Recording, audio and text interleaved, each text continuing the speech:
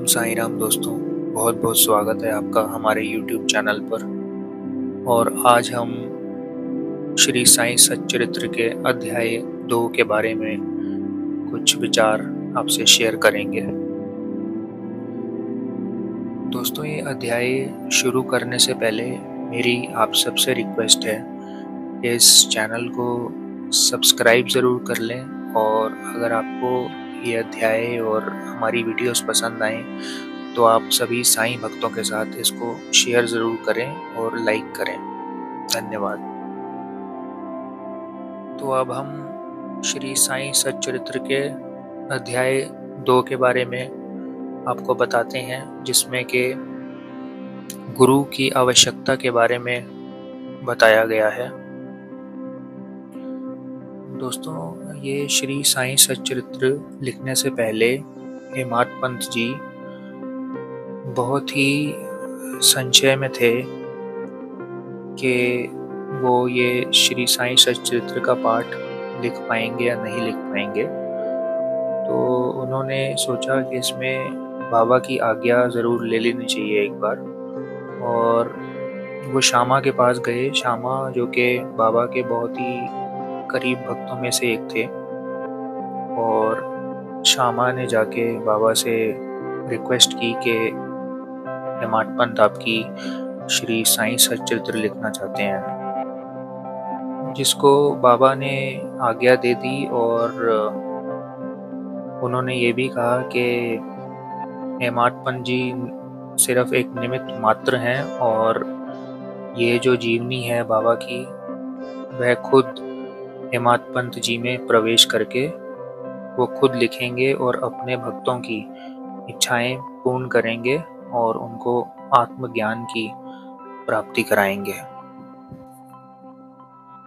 तो दोस्तों, अध्याय 2 जो कि गुरु की आवश्यकता के बारे में बताता है, इसमें हेमाद पंत जी बताते हैं कि जब वह शिरडी आए तो बाबा के एक अन्य भक्त से मिले और उनकी कुछ वार्तालाप हुई, जिसमें हेमाद पंत जी का यह कहना था कि गुरु की आवश्यकता क्यों है जब इंसान स्वतंत्र है और स्वतंत्र रहकर खुद कर्म कर सकता है और उसके फल भोग सकता है। तो लेकिन बाबा के भक्तों का कुछ और ही मानना था, क्योंकि वह बाबा के चमत्कारों से परिचित थे और वह जानते थे कि बाबा को ही सरेंडर करना उनके लिए सबसे अच्छा अगर कुछ चीज़ थी तो यही था कि बाबा पर विश्वास।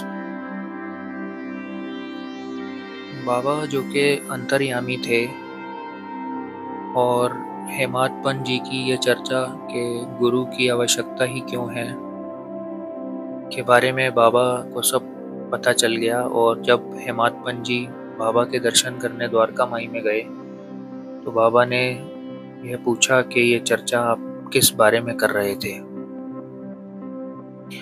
हेमाद पंत को यह सुनकर काफ़ी आश्चर्य हुआ, क्योंकि जो ये चर्चा हेमाद पंत जी ने की थी वो द्वारका माई से एक काफ़ी अच्छे दूरी पर थी, और किसी भी साधारण व्यक्ति के लिए यह जान लेना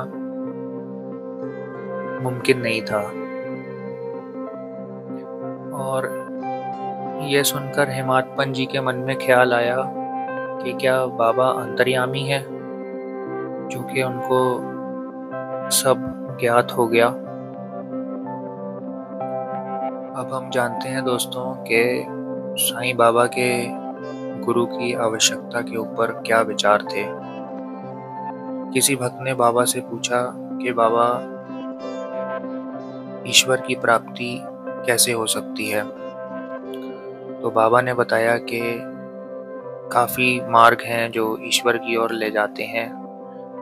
एक मार्ग यहाँ से यानी शिरडी से भी जाता है, और ईश्वर के प्राप्ति की ओर जो मार्ग जाता है वह काफ़ी कठिन है, और यहाँ पे काफ़ी सिंह और भेड़िए आपको मिलेंगे।